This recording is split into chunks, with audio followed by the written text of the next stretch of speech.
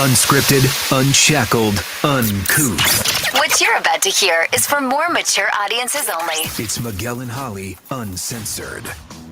Hello and welcome to Miguel and Holly Uncensored. This is our off-air podcast that we do 3 times a week on Mondays, Wednesdays, and Fridays. You can also check out our other podcasts that we have, like Miguel and Holly Full Show, Miguel and Holly Queen City Confessions. Also, we have a Facebook group too, if you'd like to be a part of it. Holly, you want to talk about that? Yeah. Yes.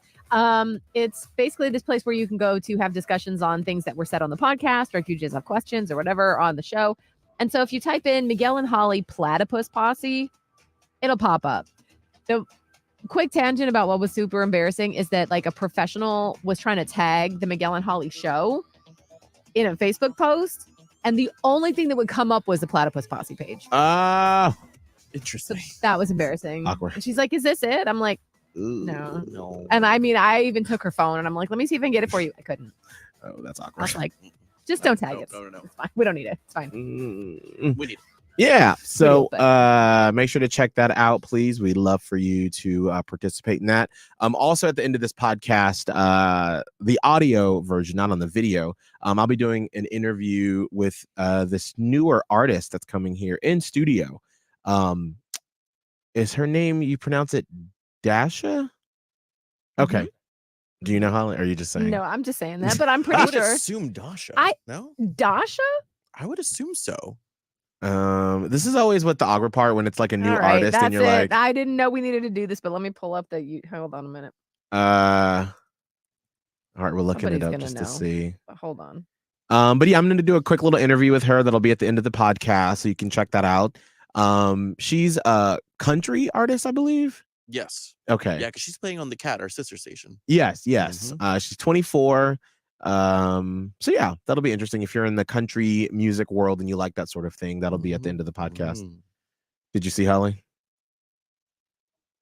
She's listening. I gotta wait through Zach Sang's intro. Not Zach Sang. Crazy to talk to you into this setting. I know. We've been friends for what, 2 years now? Yeah, I've known you. Crazy. I'm so proud of you. Thank you. Dash, so happy. Yep. Dasha. Dude, Dasha's here. Dasha. Okay, Dasha. Okay. Wait a second. Yeah. You want me to rewind it? No, that's good. Dasha. That's good enough. Dasha, that's fine. Okay, Dasha. well, that'll be at the end of the podcast today. How was everybody's weekend? Great. Balance. It was great. I didn't do anything of any note. I did nothing noteworthy except it was really needed. I don't know.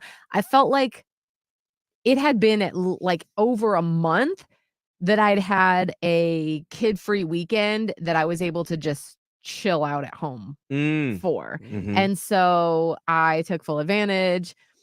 We did watch Baby Reindeer on Friday night, which was good, really good. And I also think and I knew it would be a little tricky, just because my fiance has been through a lot. And so I was worried that show particularly would be a little triggering for him.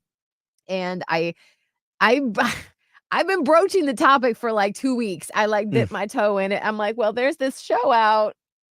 It might be a lot. It's a lot. It's a lot. And then I came back like days later, a week later, and I was like, so remember that Baby Reindeer show? Maybe we should watch it, but it might be triggering. So it's like I slowly got him to be interested in it. And I mean, I didn't do it to be mean. I thought it might be really good for him to see something that addresses things that a lot of dudes really don't talk about, which is sexual assault and in the case of men and young men, and things like that. And so ultimately we did end up watching it on Friday. And I mean, I was planning, because Miguel, you've come on and talked about Baby Reindeer and how each episode can be like, holy shit. Mm-hmm. Well, we ended up binging the whole thing on Friday. Wow. I didn't know we were doing that. I can't believe y'all sat through, because I had to after a couple episodes, it's like, whew, we got to take a breather for a second because it's so intense. But I can see if you're relating and understanding and empathizing, or you feel like you see yourself on the screen. It's like, well, what's the conclusion? I want to see what happens. Yeah, absolutely. And that's kind of like what it was. So that was great. And then I actually hosted I emceed this mental health walk on Saturday with Nami Pinellas, which was so wonderful. And I'm very grateful that they asked me to do it. And they had a great turnout, because I think they raised just over $41,000. Mm. And the last time several years ago they had this walk, they raised like 17,000. So I think they did an outstanding job with their fundraising efforts, and that was great. And so I did that first thing Saturday morning. I got back to the house around, I don't know, 11:30 noon on Saturday, and my fiance was nowhere to be seen. The house is quiet, which I like, but it's just never quiet. He's always got a TV on somewhere. He doesn't like quiet. He's like, what are you supposed to be alone with your thoughts? I'm like, yes. No, he doesn't like that. So it was super quiet. The dog is there. And I'm like, what's going on? He like skips out of the guest room / his office. And he's like, I've started writing about my thoughts as it relates to this show. And I was like, oh, okay. And he's like, do you need me? I'm like, nope, I don't actually. So he shut himself up in that room for the whole day and just typed out his thoughts. Meanwhile, I was like, I am so taking advantage of this quiet and I'm going to read a book because I don't know, like the backstory isn't really important, but I had brought in, the Little House on the Prairie books. There's like 8 of them. I used to read them all the time as a kid. It was all the time, like 4th, 5th, 6th grade, even, I guess, maybe around that block of time is when I really got into reading them. And I would just reread them. Like I would love these books, the descriptions of the foods and everything else. And so like a year ago, I brought them into Maya's room because I own them, obviously. And I'm like, you might want to read these. And I think we started reading the first one together. And she's like, no. It's a no for me. And I was like, okay. Which everything of mine is a no for her. So it's, parenting is, you got to be a tough kid. So we were cleaning out her room recently and she's like, can you get these out of here? And I was like, yes, I'll put them back in the garage. But I was like, don't you want to, you know what? I'm going to read them. I will read them again. And so like when I was in Charlotte for Love and Life Music Fest, I brought the first book with me, read it in one sitting on the plane. And then I started the second book. And so Saturday, I sat there for the like entire afternoon in the quiet. And I just read The Little House on the Prairie. But that sounds so relaxing though. Yeah. It was so relaxing and it was so cozy. I just laid in my bed and I felt like I was connected to that younger version of me who would also lay in bed and just read these books. And there was just something so comforting about it. I mean, obviously I don't remember everything about the books, but then rereading it, I was like, oh yeah, I forgot about that. So I loved it. And on Sunday, we really didn't do much. Like we got nails done and we went to the grocery store and made scallops for dinner, but it was just a very relaxing weekend. So that's my experience. It was it was wonderful. So yeah, and he got to do his writing and I got to do my reading and it was amazing. So what was your final sort of thought or analysis of Baby Reindeer and all of that? Very intense, obviously, but so brave and so different. And so this is the couple of the conversations that my fiance and I have had about this. So he's confused because he feels like the series ends where it should just be beginning. And he's like, he's like asked me like 4 times now. He's like, well, what do you, because he doesn't keep up with pop culture at all. So he's like, well, what about a season 2? I'm like, dude, this just came out. I was like, this just came out. I haven't heard anything about a season 2. He's like, but, and I can understand because so he's seeing some parallels in his journey to what the main character and his actual journey is in the show. And he's like, but like, that's just the trauma. It's like did he go to therapy? Like when did he actually, because it looks like I don't want to do any spoilers obviously of the series, but it very much leaves you on a wait, what the fuck is going on? And he's like, I want to know if this man, obviously you have to be healed enough to be able to conceptualize and be self-aware of your own problems enough to make a show out of it and then star in it. Yes, right. You can't do it 100%. unless you've done some healing. Right. And he's like, I want to know about his healing journey. Like I want to know about what happened with this. And I'm like, I I think was he like, has it's not a book out. documentary. I mean, it's a show. Does he have a book out? That'd be interesting. I think he does have a book out. I think the book came first before the show. Right. That would make sense. And maybe there's more context within that. But I do agree. Like it was a limited series either way from Netflix. It was always going to be short. But I do agree that last episode, like there was just so much that they fit into. Right. And I was so curious about, after he went viral, it was like a montage scene, I think, like back to back to back. So I agree with your fiance. Right. And that's the problem too, because he's like, but I want to know where the healing happened. Like where, like, so there's a part, and I don't think I'm no spoilers because I hate spoilers myself. There's a part where, I mean, this man, from just the reading of the description of baby reindeer, like this man is dealing with some really difficult past trauma.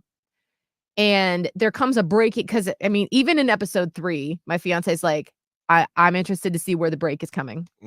He's like, nobody can go through this stuff and be at that level of just sort of like numbing out on life and making terrible decisions that seem like in your mind, this might make it better, but it's actually like the worst decision. But he's like, well, when you're messed up, you have lost your, touch of, oh, this is probably not a good idea. Like, right. So he's like, I want to know where the breakdown is, because somewhere there's a breakdown. And it really doesn't come until very late on in the series, but there is like a break where he just kind of starts talking about his trauma. And so my fiance is like, but that's great. Like you got the self-awareness in that moment to like realize what happened to you and talk about it. But like, when do you learn from it? Like when do you actually study it? And so I thought it was a fantastic show, but it just really left me and left us with a lot of questions about this particular man's journey. And maybe that's all he wants us to have. I don't know. But for someone who could relate to some of the things that were talked about in the show, I think it was both validating and also a little frustrating because, you wanted more. On the flip side, I've seen a couple people now on my Facebook that I don't really know. I've got like thousands of people on my Facebook. I don't know all of them. But a couple people have been commenting that I've seen recently that they're like, what the hell was that, man? That was so fucked up. Or like, that's so weird. Or like, this is, I just wasted, 2.5 hours of my time. And like, I didn't get it. And I'm like, and thank God. And thank God. Because that means that maybe you haven't ever had to deal with something that deep and that painful in that way. So I just scroll away from those posts because I do think it's so important. A little dense to me. Like, obviously, like I have not experienced that, thankfully, but you can still just be an empathetic human and be like, but some people can't. Wow, like that's so crazy how. And I mean, but I guess my thing is that like it's not asking you to like come up with empathy on your own. I mean, you see what this man has gone through, and he very, very very well he communicates how you can get from point A to point B to point C and how that sort of thing happens. So that's, to me, I'm like, girl, how's that flying over your head? Like he spells it out on. He does like, spell it out. And this is what bothered me. One of the people I saw commenting was like, because this man, the man who wrote the series and starred in it, directed all this stuff, obviously one of the main points is that he's dealing with a stalker, right? That's not a surprise. That's not a spoiler. But this guy was like, I just had a really hard time seeing him as a victim because, of his own actions. People think everything is black and white. That's what I was like going to say. This is not like, this is real life. Right. Maybe you missed that part. This isn't like a fun little Marvel movie that's done up and everything gets tied up in a nice little bow by Captain America at the end. Okay. Like this is messy. Real life. And the fact that you don't quite get it, like maybe do some thinking about how it could be that way, because trauma fucks you up and there's no telling how. Right.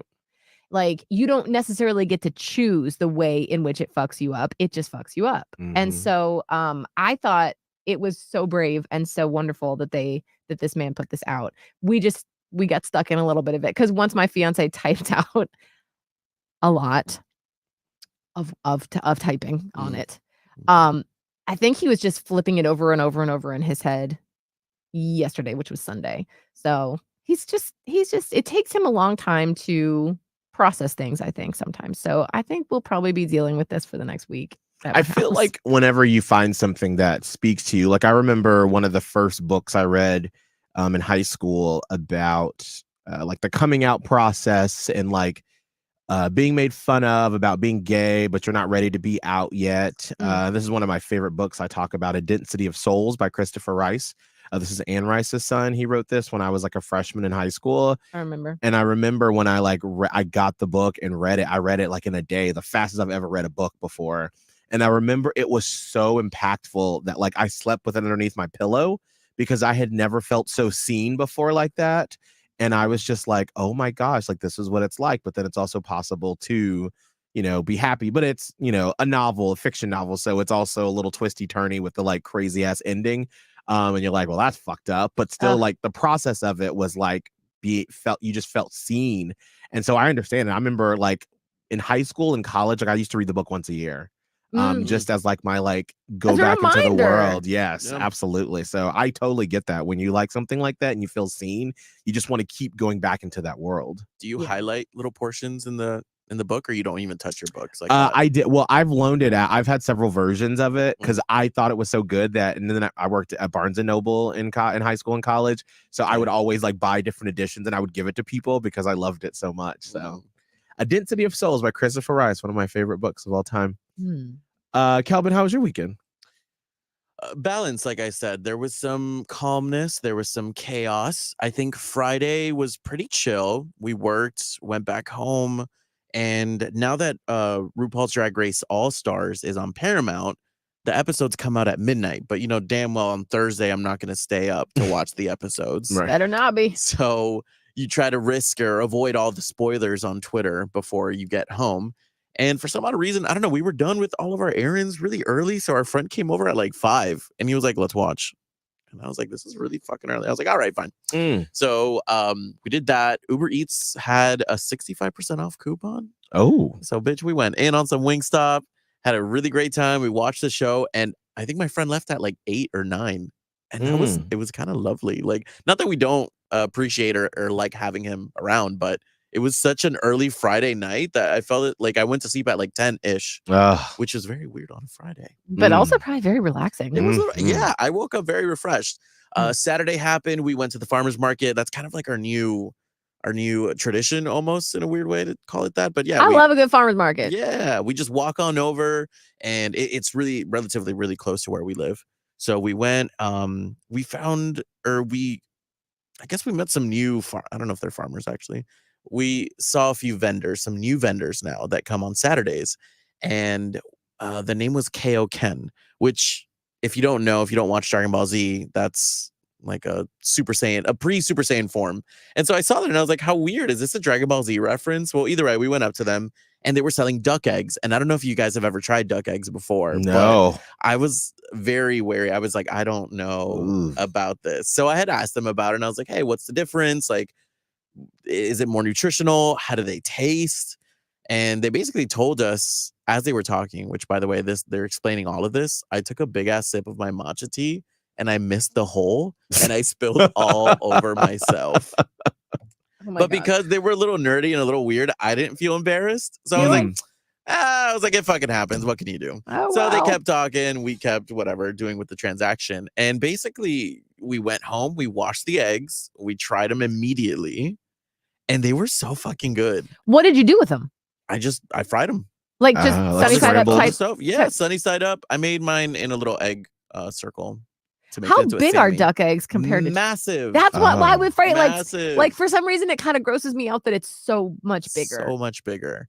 But they told me how they raise them. They're not by the lake or the pond, so it's not going to taste like dirty or muddy. They have an actual farm for them. Yeah. And you do have to wash them before you cook them, but they're massive. And the yolk and the egg white itself is so rich. It's so delicious. It sounds gross, but like I know, like I really cannot wrap my brain. I can both appreciate that it was as someone who likes like organic produce and like things, but also as someone who's always like, I actually love eggs, but not the yolks. I've just recently started eating hard-boiled egg yolks if I could just shove it in real quick. So the thought of those big ass yolks is kind of like, it was so good. It was Really? so good. And I'm so excited to incorporate it into my baking because the Mm. taste itself is just so much better than a chicken egg. But how do you Please? account for that? Because it's a huge fucking egg. Is that like worth 2 chicken eggs in a I recipe? had asked that too, but I'm just gonna wing it. I think if you add a little bit more flour, then it won't be as runny, or it won't the final, right? The bake itself, Yeah. the cookie I'm most likely gonna make, they won't be as runny. So I might have to add a little bit more flour, which is Please fine for don't cookies. ever tell me if you bring them in, like that will fuck with my brain. Like, wait until it's digested and then be like, hey, I used the duck egg. Because if you tell me before, I have that block where I'll But just be like, even though it's in it, it's not just loose. Yeah, right? it's No, not but like still, on I'll top of the feel fucking like cookie. I'll just feel like I'm eating a little duck egg right now. Oh my Girl, goodness. you've eaten worse.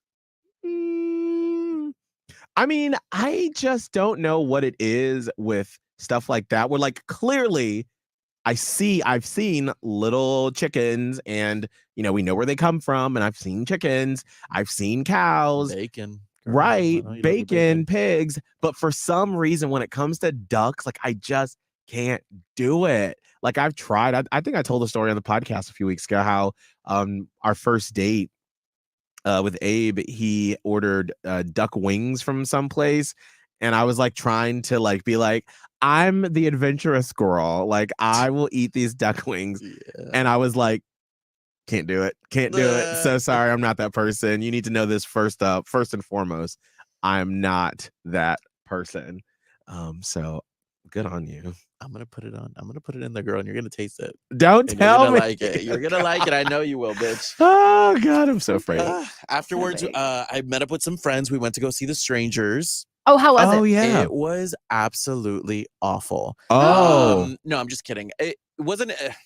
It wasn't good. I will say that it wasn't good. Okay. They could have just done so. It doesn't compare to the original. That Mm. original, like they didn't have to do much for us to be so creeped out by the person, like the killer, just staring at the person. Like that was. I felt like that was one of the first times, at least for me, that I saw a movie in that way that built suspense through just Inaction. Yes, inaction. That's the Mhm. word.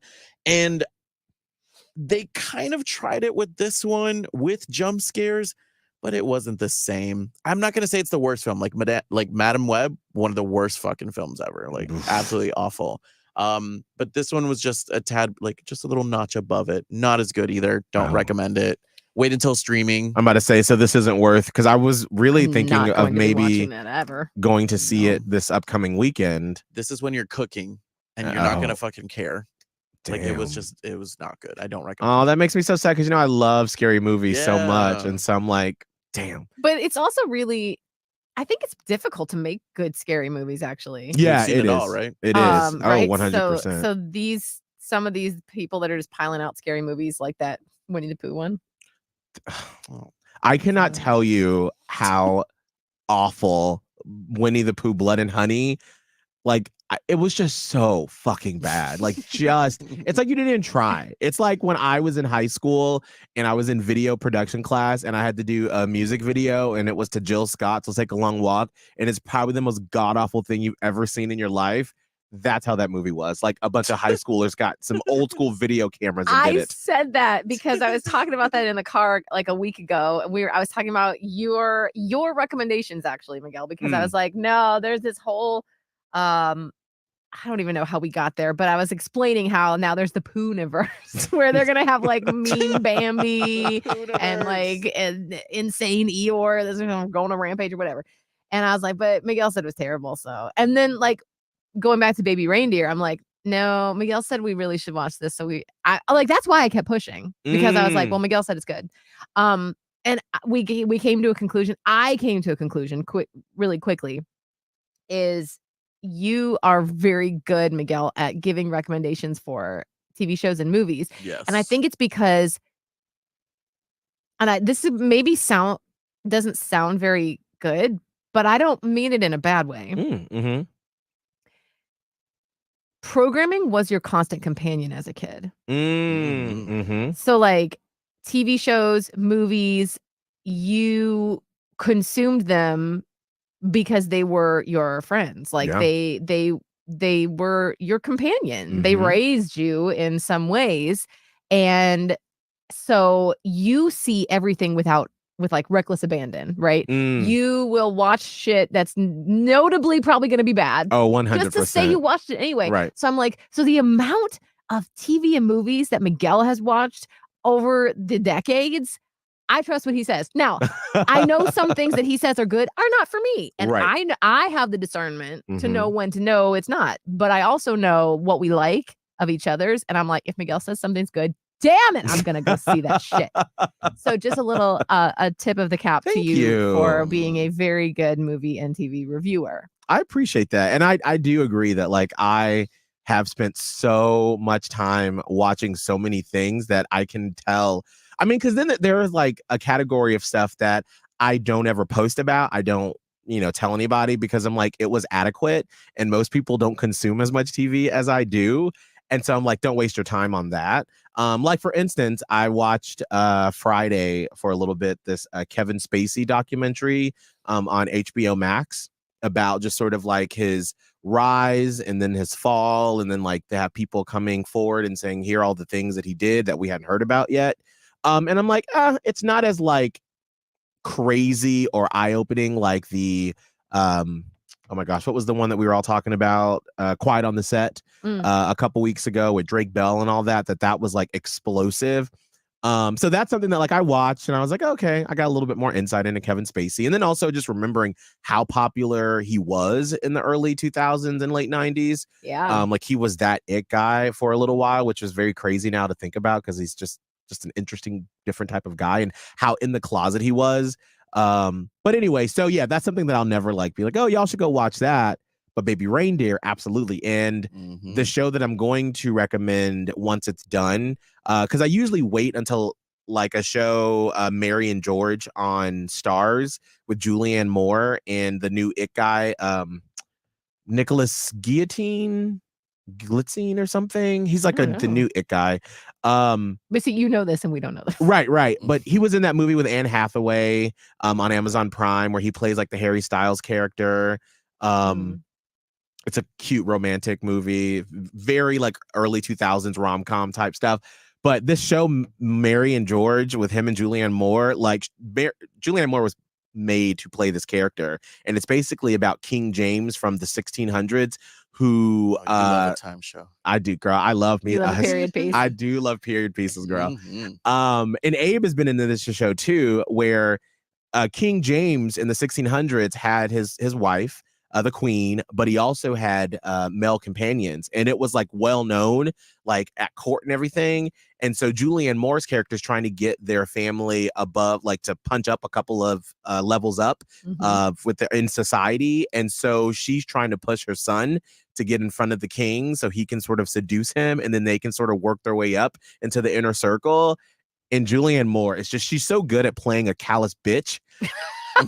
No, she is though. She is, because her features are so sharp and her eyes are cold sometimes. Yes. She can switch it on and off. And so it's a really good show, but that'll be one that I'll recommend once it's all the episodes are out. So I got you, girl. Yeah. Okay. I think that I have trodden on Kelbin's finishing of his weekend. No. Just a bit. It just Just a bit. But it's okay. I just went where it took me. Mhm. I noticed. Mm-hmm. So you're welcome. No, I think I ended up going out. What else did I do Saturday? We went to a ramen spot named Jinya, and the waitress, she was a chatty Kathy, and she was over explaining absolutely everything. Oh, that's the worst. And what annoyed me the most was that all of our friends, actually, after the movie, we all just went out together, which is really rare. We would never go out to a restaurant together, so I thought that was nice. But the minute that the waitress had left after over explaining the fuck out of everything on the menu, my friend turned to me and he goes, "Man, she reminds me of you." And I'm like, "You fucking bitch." Oh. She was just being like, she was being extra-licious at times. Like there was things of there was a moment about her explaining she didn't put what is it called? Sake, right? She didn't put sake on my friend's receipt when we had picked them up, or we had asked for them. And so my friend was like, "Hey, this is what's wrong with my receipt." All of our receipts were wrong.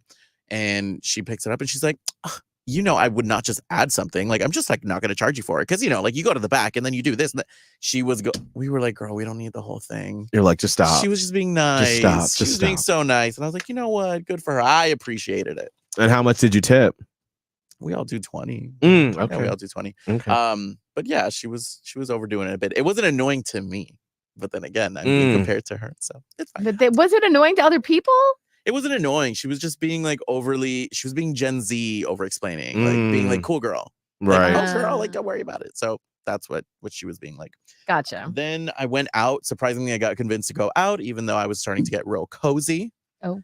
And I went out, had a good time, danced the night away. It was 2010s music, I think Oh, was the theme. man! It was pretty fun. Yeah. It was What's fun is 2012 music. So that's great. Mhm. It was like Starships and like David Guetta and even a little Dua Lipa too. So it was really fun.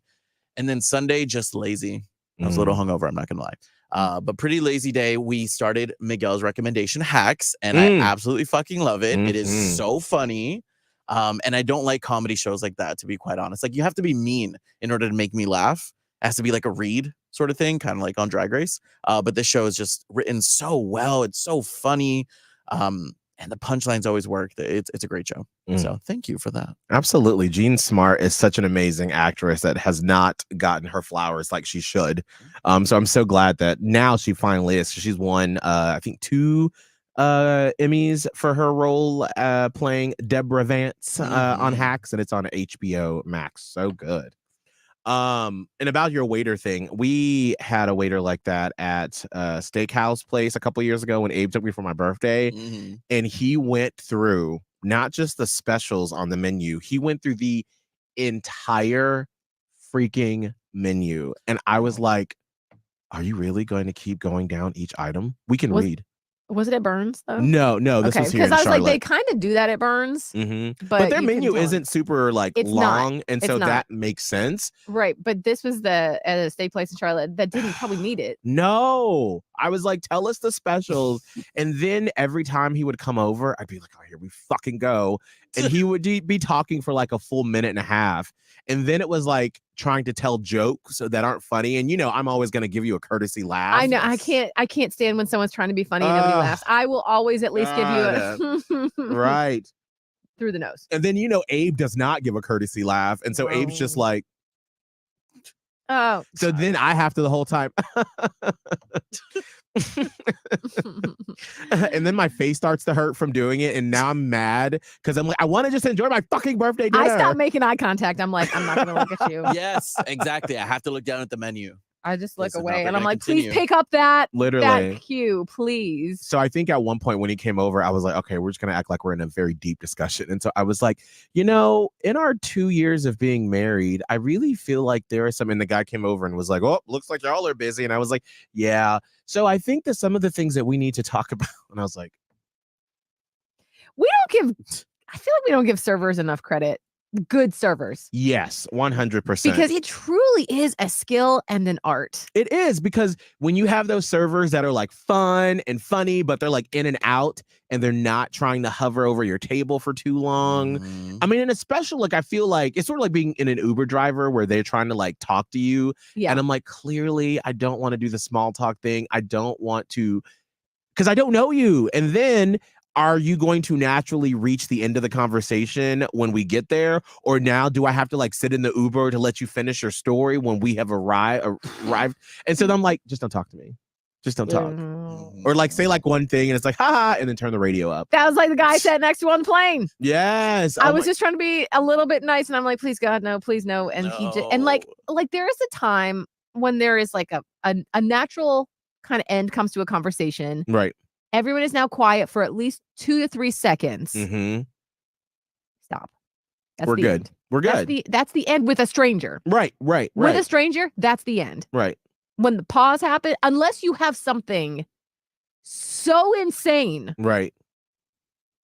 Shh, that's it. But I say that about servers because it's like, it really is an art to being so busy doing a whole ass job and doing the customer service, like the bedside manner type thing at the same time. Right. Like coming over, checking, but also getting the F out of the way because, you got other shit to do. For some reason, lately, when we've been going out to eat, we've had decent servers until it's time to get the check. And then I'm like, did they leave? Like, what? Shift change. I know. And I'm like, it's just one of the things that bugs me so much about having this great meal, whether it's at a fancy place or like a fast casual place, and like you're done. And then you're sitting there with your food waste Mm. in your face for like 20 minutes. And I'm like, where in the is my check? Yes. I don't know why that has become a thing lately where it's like, don't you want to turn the table over and get us out so you can get someone else in on this table? Get me out the door and end it on a high note. Right.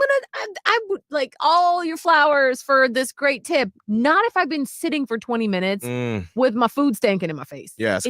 It's like, I gotta go. You probably need a table. Like, please, where's the check? I don't want to. One time I did hunt someone down in a restaurant and like they were coming to me and I'm like, I'll just take it. Let me just have it. No. Let me just have it. It's so uncomfortable. And I'm like, please just get us in and out. That's why I like some of the places where you can just pay. You can just, they have a little QR code there and then you can just pay and get up. And I'm like, please, let's normalize that. Like, let me just pay and be on my way. And if something needs to be fixed, then you can fix it. Otherwise, let me just pay and get out. Because I'm one of those people that like, when I'm done eating, like I'm done, like I'm ready to go. I can't. That's why, that whole thing about, I think they say like once you're past 30, you shouldn't have like those big birthday meals where you have like 20 people at a restaurant because everything is going to be messed up. And then you have to figure out the bill and then no one's food comes out on time and you can't talk to anybody. I'm like, let's just do 4 people, get in and get out. And then I want to go home and we can talk there. Yeah, that's pretty accurate. Mm-hmm. Well, there you go. Well, there you go. Well, there you go. There you go. I got nothing else. Anybody got anything? Oh wait. I want to go down this rabbit hole. No, I'll wait till Wednesday. I don't want to go down this rabbit hole. I do want to talk about a little bit about the whole Marjorie Taylor Greene and the Bleach blown. Yes, that was just Bad built. Butch body. Don't start nothing. Won't be nothing.